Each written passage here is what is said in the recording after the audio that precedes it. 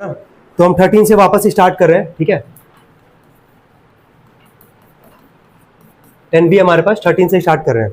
बोला AP consist of 57 term of which seventh term is 13 and the last term is 108. Find the 45th term of this AP. देखो एक AP में बता रहा है, एक पूरे AP में टोटल कितना टर्म है हमारे पास, 57 टर्म है। कितना टर्म है? 57।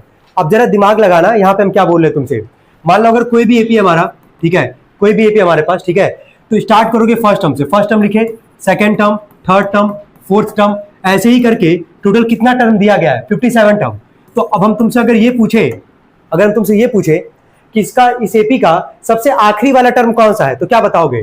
57th टर्म बोलोगे। इतना तो समझ रहे होगे, ठीक है। अब आगे बढ़ते सवाल में।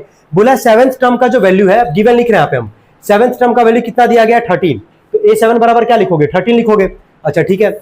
इसके बाद बोला and the last term is 108। अब यही यहाँ तुमको सोचना है। लास्ट टर्म यहाँ पे जरा देखो तो टोटल कितना टर्म था? 57।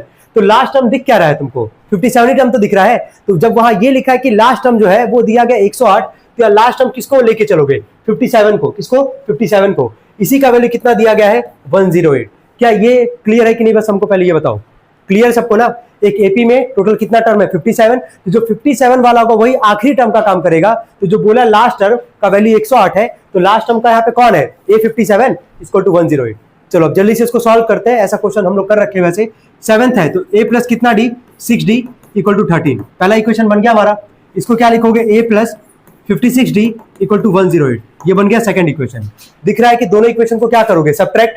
तो जैसे सब्ट्रैक्ट करोगे, A प्लस 6D बराबर है 13 और अगला A प्लस 56D बराबर है हमारे पास 108। सब्ट्रैक्ट करोगे, कट जाएगा ये। 6 माइनस 56 कितना आएगा? Minus 50D। और ये माइनस करने पे कितना आ रहा है? जरा करके बताना कोई भी।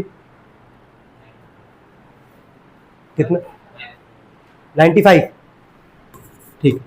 तो माइनस से माइनस कट जाएगा। डी का वैल्यू 95 अपॉन में 50। काट सकते इसको हम लोग 5 से। वैसे डी का वैल्यू कितना दिख रहा है तुमको? 19 अपॉन में क्या? 10। अच्छा, 19 अपॉन में 10 या तो रहने दो, या तो 1 0 तो 1 प्लस राइट साइड से डेसिमल लगा देते हो। डेसिमल में लगाया कि कैसे किए हो? डेसिमल में। चलो ठीक है, 1.9 कर दिया यहाँ पे। 1.9 कौन सा टर्म बोला था निकालने के लिए? 45 है ना। तो अब लास्ट है बस A45 बराबर A प्लस कितना D? 44D। A का वैल्यू कितना था हमारे पास? निकाले? अभी नहीं निकाले। चलो यहीं पे निकाल देते। वैसे ये लाइन लिख लोगे तुम लोग ना, putting the value of D in equation 1। तो इक्वेशन 1 था क्या हमारे पास? यही है ना, A plus 6D equal to 13। चलो यही निकाल दे रहा है, A plus 6D equal to 13।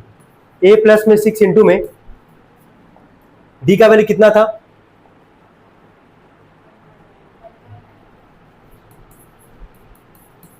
क्या इसके आगे मान के चले कि सॉल्व कर सकते हो?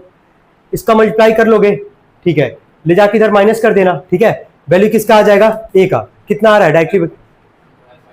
1.6। ठीक है, ए का वैल्यू निकल गया हमारे पास 45 बोला। ए प्लस 44D। ए का वैल्यू 1.6 प्लस 44 और डी का वैल्यू कितना था हमारे पास? 1.9। सॉल्व कर लोगे इसको कि नहीं कर लोगे? किए हो तो बता दो आंसर कितना आ रहा है। 85.2। ठीक है, कोई डाउट है इसमें? सबको समझ में आ रहा है क्या है? अच्छा, इसमें सबसे इंपॉर्टेंट पार्ट क्या था? यही वाला सोचना। लास्ट टर्म बोला था कितना? 107। यही बोला 108, यही बोला था ना। तो टोटल एपी में टर्म कितना था? 57। तो जो 57 टर्म होगा वही आखिरी वाले टर्म का काम करेगा, और कुछ नहीं। दो इक्वेशन बना, नॉर्मल सॉल्व करते हैं। ए और डी का वैल्यू निकाल हम लोग यहाँ से। अगर तुम्हारा मन करता इसको फ्रैक्शन रखना है तो फ्रैक्शन में रख लो, कोई दिक्कत नहीं पड़ेगा, ठीक है। वहां से हम लोग फिर ए का वैल्यू निकाल लेंगे। जब ए का वैल्यू आ जाएगा तो A45 टर्म है तो A प्लस 44D रखना, ए और डी पता रहेगा, उठा के रखना, सॉल्व कर लेना इसको। कोई दिक्कत तो नहीं इसमें किसी को? चलिए इसके बाद आते हैं 15th वाले पे, ठीक है। बस देखते जाओ एक एक करके सारे क्वेश्चंस को। 15th क्वेश्चन बोला the sum of second term and 7th term of an AP is 30। तो पहले हम गिवन लिख रहे हैं यहाँ पे। सेकंड टर्म को क्या लिखोगे? A2। सम बोला है तो सम के लिए साइन क्या लगाओगे? प्लस का ही लगाओगे। सेकंड टर्म और कौन सा टर्म बोला है? 7th term. इन दोनों का जो सम है वो कितना दिया गया है? 30, ठीक है। और आगे थोड़ा सा और भी कुछ गिवन में है। और बोला if it's 15th term is 1 less than the twice of its 8th term, ठीक है।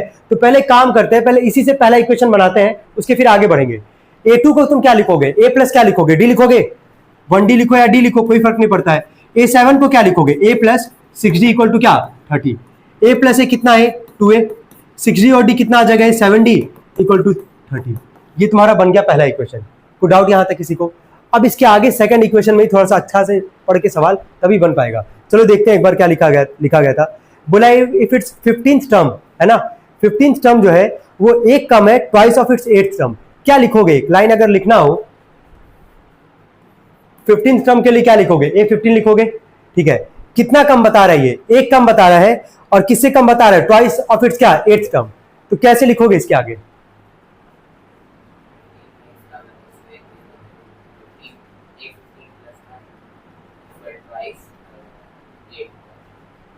और कोई और कुछ लिखना चाहो तो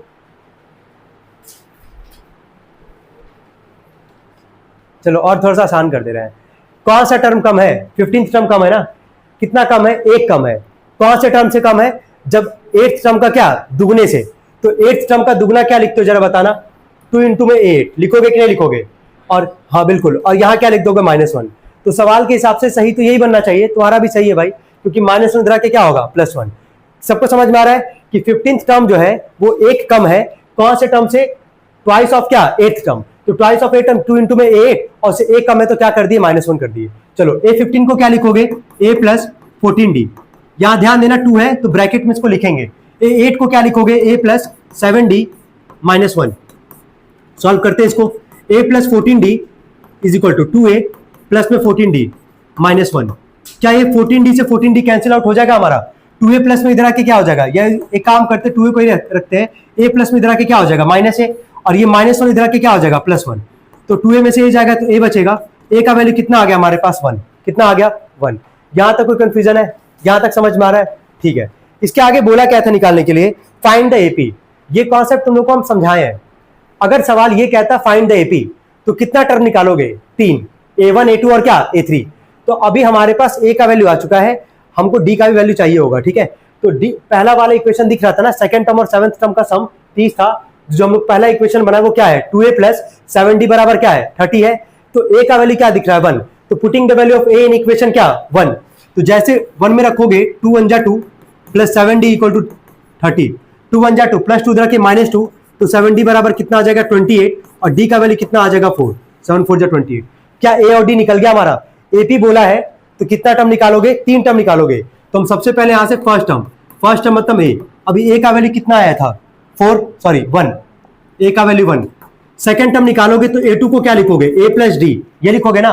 तो a का वैल्यू है 1 और d का वैल्यू कितना था? 4। कितना आ जाएगा? ये 5। क्या सेकंड टर्म भी आ गया हमारा?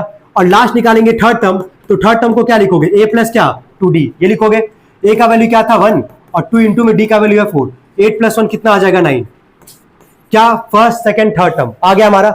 बस लास्ट में फिर क्या लिखेंगे? AP इक्वल टू, देखना, फर्स्ट यानी कि 1, सेकंड टर्म क्या है? 5, थर्ड टर्म क्या है? 9। अब ये बता यहाँ पे डॉटेड लाइन रहेगा कि नहीं रहेगा? रहेगा ना।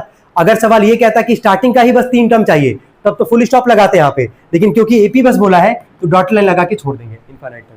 कोई डाउट यहाँ तक किसी को? क्लियर है ये? चलिए ठीक है, आगे बढ़ते हैं।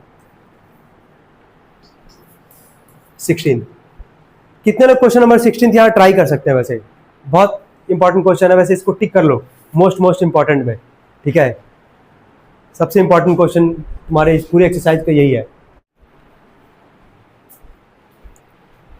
चलिए देखें यहाँ पे क्वेश्चन नंबर 16 में बोला है कि in an AP the mth term, ध्यान देना, mth टर्म को am लिखोगे कि नहीं? पहले बस हमको ये बताओ। लिखोगे तो mth टर्म का वैल्यू कितना दिया गया है? n, ठीक है। साथ में और क्या बोला है? nth टर्म, यानी कि इसको क्या लिखोगे? an, और nth टर्म का वैल्यू क्या दिया गया है? m। इसमें कोई डाउट हो तो बताओ। तुम्हारे पास बस गिवन में यही पार्ट है कि mth टर्म का वैल्यू क्या है? n है, और nth टर्म का वैल्यू क्या है? m है। जब नॉर्मल कोई भी टर्म रहता है, 20वां ही टर्म, एक एग्जांपल ले रहे हैं, A20 को क्या लिखते हो? a प्लस क्या 19d, मतलब 20 में से 1 घटाते हो ना तभी तो आता है ना 19d हमारे पास, एज पर द फॉर्मूला से ही रख रहे हो। चलो am बराबर अगर n लिखा गया है तो इसको हम क्या लिख सकते हैं? a प्लस, फॉर्मूला वही याद रखना, वही a plus n minus n into में d, लेकिन यहाँ n की जगह क्या है? m है हमारे पास, तो a plus m minus 1 into में d इक्वल टू n। क्या इसको लिखोगे कि नहीं लिखोगे? बस ये बताओ। क्लियर यहाँ तक? चलो इसको बताओ क्या लिखोगे? a प्लस ब्रैकेट में क्या लिखोगे? n माइनस वन इंटू में डी इक्वल टू क्या m। ये कौन सा इक्वेशन आएगा? Second equation. यहां तक कोई डाउट किसी को? यहां तक समझ में आ रहा है? चलो साथ में नोट भी करते चलो तुम लोग जल्दी। तुम लोग का हो गया ये, इसके बाद वाला भी कर लिए होगे फिर।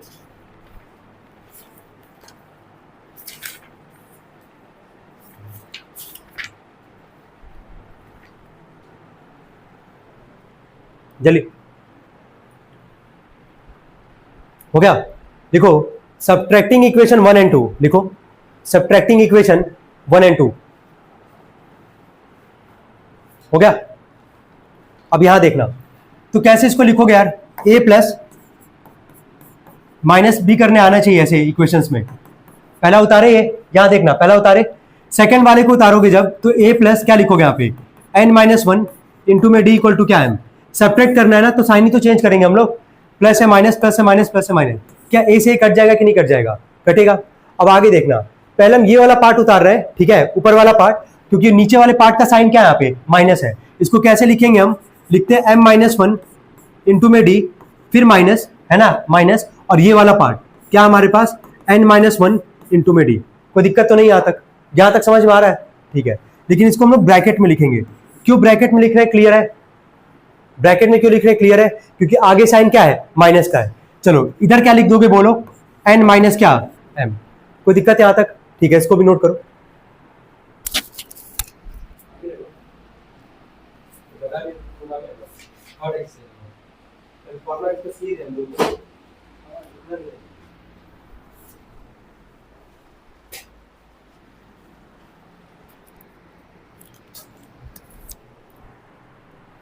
हो जाए तो बताना।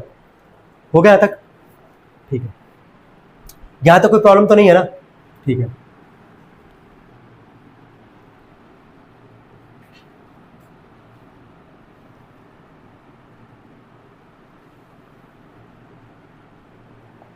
अब आगे देखना यहाँ पे, यहां से इस पूरे में से या तो चलो एक काम ही करते हैं, ज्यादा कॉम्प्लिकेटेड नहीं करते हैं। क्या डी का मल्टीप्लाई होगा ना इसमें, तो इसको क्या लिखोगे बताओ तो? एम डी माइनस में डी लिखोगे। ये माइनस है, अंदर बताओ क्या लिखोगे इसको? एन डी माइनस में डी इक्वल टू क्या आ गया? एन माइनस में एम। कोई कंफ्यूजन तो नहीं आता? ठीक है। एम डी माइनस में डी, क्या माइनस के अंदर मल्टीप्लाई करोगे क्या आएगा बताओ? माइनस में एन डी और माइनस माइनस क्या आ जाएगा? प्लस डी इक्वल टू क्या? N minus M. इधर कुछ कटता हुआ दिख रहा होगा, क्या करता हुआ दिख रहा है बताओ? कट गया यहां से, क्या बचा हमारे पास? एम डी माइनस में n d is equal to क्या? एन माइनस में एम। कोई कंफ्यूजन तो नहीं आता? इनमें से कुछ कॉमन निकाल सकते हो डी, तो ब्रैकेट में क्या बचेगा? M minus n equal to क्या है? N minus m. ठीक है, दोनों तरफ जरा देखना, ये भी एम और एन है और ये भी एम और एन है, बस माइनस का डिफरेंस है। तो क्या एक को भी अगर कन्वर्ट कर लोगे काम हो जाएगा। जैसे हम ये कह रहे हैं ये एम माइनस एन है, क्या इसको एम माइनस एन बना सकते हैं ना? बहुत आसानी से बना सकते हैं। देखो कैसे बनाते हैं। एम माइनस एन है, दोनों में से कहीं बना लो, कोई दिक्कत नहीं है। इनमें से इधर से अगर मान लो माइनस कॉमन कर लिए, या मतलब माइनस से मल्टीप्लाई कर लिए एक तरीके से, तो ये जो माइनस एम है वो क्या हो जाएगा? प्लस, और जो एन प्लस है वो क्या हो जाएगा? माइनस। तो इसको ब्रैकेट में हम ऐसे लिख सकते हैं एम माइनस एन, कोई दिक्कत तो नहीं है। माइनस कॉमन किए तो जो माइनस था वो प्लस, जो प्लस था क्या हो गया? माइनस। चलो डी का वैल्यू अब दिख रहा होगा, यहाँ माइनस ब्रैकेट में एम माइनस एन है, ये मल्टीप्लाई इधर के डिवाइड करेगा एम माइनस एन, कट जाएगा ये, तो डी का वैल्यू कितना आ जाएगा? Minus one. कोई डाउट यहाँ तक? यहाँ तक समझ में आ रहा है? ठीक है, नोट करो एक बार, तुम लोग देख लेना यार, डी का वैल्यू यही आ रहा है क्या? देखना इसमें डी का वैल्यू कितना था, यही आ रहा है ना? ठीक है, नोट करें।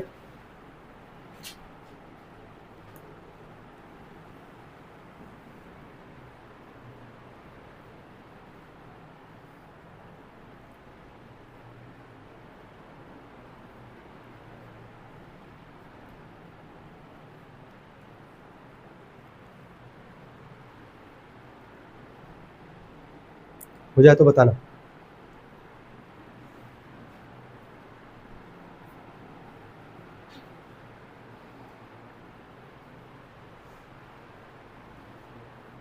हो गया?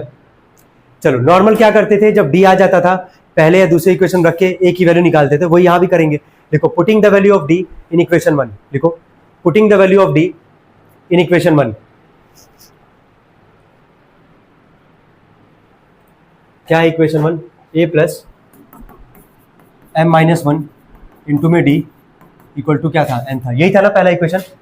तो यहाँ पे डी की जगह हम लोग क्या रखने जा रहे हैं, -1, ठीक है, इक्वल टू n। सॉल्व करें एक बार, देख लेना। हम लोग a की वैल्यू निकालें, किसकी वैल्यू, a की। तो a यहां पे एक बार देखो, -1 का अंदर मल्टीप्लाई करोगे ना, तो -1 में m का करोगे क्या आएगा, -m, और ये माइनस माइनस क्या आ जाएगा, ये +1 इक्वल टू क्या, n। कोई दिक्कत तो नहीं है। a की वैल्यू निकालनी, सबको उधर भेज दो, ठीक है। n है यहाँ पे, -m इधर आके क्या हो जाएगा, +m, और ये +1 इधर आके क्या हो जाएगा, -1। कोई दिक्कत यहां तक सबको समझ में आ रहा है कैसे निकाला गया है, नोट कर लो इसको।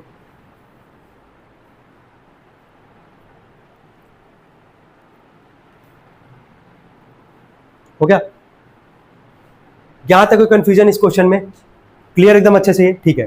क्या बोला था यहाँ पे शो करने के लिए, यही पे हम लिख दे रहे हैं, फिर नेक्स्ट टाइम हम इसको प्रूफ करेंगे। बोला था आरएच टर्म का वैल्यू, आरएच टर्म का मतलब क्या हो गया, ए आर, यही हुआ ना। तो आरएच टर्म का वैल्यू हम लोग को प्रूफ करना था m + n माइनस में आर, ये प्रूफ करना हम लोग को, ठीक है। तो अब हम एक काम करते हैं, हमको क्योंकि आरएच टर्म का वैल्यू प्रूफ करना है, तो हमारे पास ए भी आ चुका है, डी भी आ चुका है, ठीक है।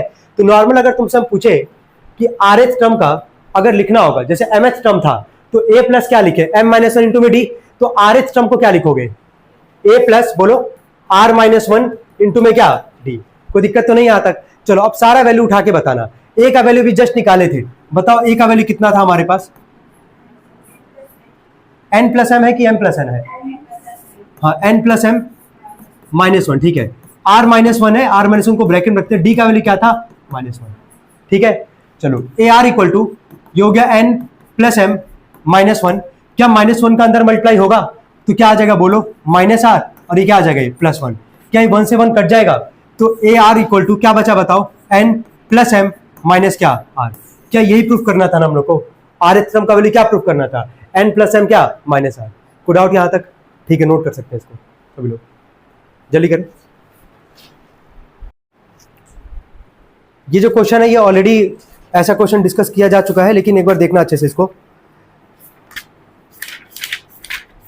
सवाल था, बोला विच टर्म है ना of the AP, question number 20 है ये, sorry 17, which term of the AP. तो एपी यहां पे तुमको बना के दिया गया था 3, 10, 17 will be 84 more than it's 13th term. ध्यान से सुनना, विच टर्म का बात किया ना, टर्म जब भी बोलेगा वैल्यू किसका निकालोगे, एन का, किसका निकालोगे, एन का। अब तुम देखो यहाँ पे कि सब कुछ पता होना चाहिए एन को छोड़ के, है ना। चलो फर्स्ट टर्म दिख रहा होगा, फर्स्ट टर्म का वैल्यू क्या है 3, सेकंड टर्म दिख रहा होगा कितना है 10, डी निकाल ही दोगे यहाँ से, कितना आ जाएगा ये 7, हो गया। अब बात आता है सबसे इंपॉर्टेंट, ए एन का वैल्यू कैसे निकालोगे। तो ए एन का वैल्यू इसी की मदद से निकालोगे जो आगे लिखा है, विल बी के आगे जो लिखा है, बोला है कि 84 ज्यादा है, कौन से टर्म से ज्यादा है, वो 13th टर्म से, कौन से टर्म से, 13th टर्म से। तो ए एन का वैल्यू लिख रहा है, ये हो गया 13th टर्म, और ज्यादा के लिए साइन क्या लगाओगे, प्लस का, कितना ज्यादा है, 84 ज्यादा है। तो ए एन बराबर A13 का मतलब ए प्लस क्या हो गया 12D प्लस में 84, ए का वैल्यू क्या है हमारे पास 3 प्लस में 12 इंटू में डी का वैल्यू कितना है 7 प्लस में कितना आ गया 84। A N equal to 3 plus में 12 7 जा कितना आएगा 84 प्लस 84, यही है ना हमारे पास। चलो ऐड कर देते हैं इसको, कितना आएगा जोड़ने पे, ये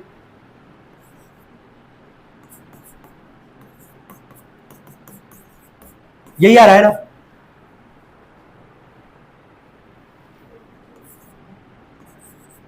$171, यही आ रहा है हमारे पास।